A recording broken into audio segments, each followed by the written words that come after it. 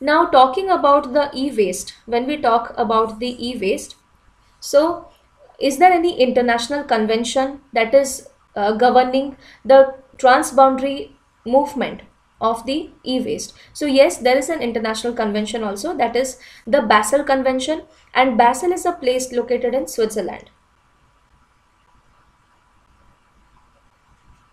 Okay, so basically Basel Convention was adopted in the year 22nd March 1989 and it came into force in 1992.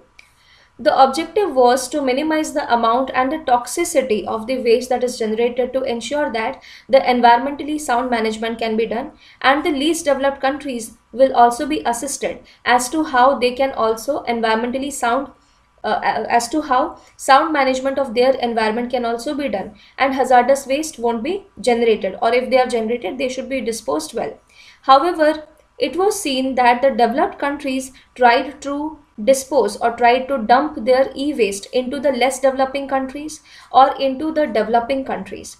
For example, the e-waste that is generated in the developed countries, they are again recycled to produce another thing, and that is sold to the developing countries or the LDC. So in that way also some of the developed countries are trying to get rid of their electronic waste, and these countries tend to suffer. So how is that thing done? So basically Basel Convention checks for the control of transboundary movement of hazardous waste and their disposal.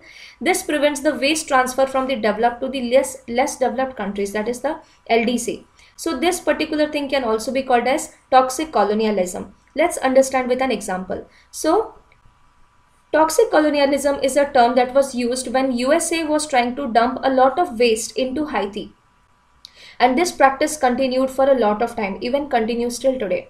Another case is the cocoa case, where Italy was dumping a lot of its e-waste into Nigeria. And these all activities were questioned. In 2019, there were some technical guidelines on the e-waste and a PIC was introduced. Now, what is PIC? PIC means prior informed consent. Now, suppose there is a country who is trying to dump the waste into an LDC or a developing country. So the LDC or the developing country will have to give their prior informed consent. Okay, they will have to give whether they want to get this particular thing into their country or not. If the PIC is not given, then the export cannot be done. Okay, so this is now the prerogative of the LDC or the developing countries as to whether they want to allow the e-waste to come into their country or not, and this is with the inclusion of the plastic waste also. However, sadly it does not cover the radioactive waste. So for that, a new convention came up, which is the Bamako Convention.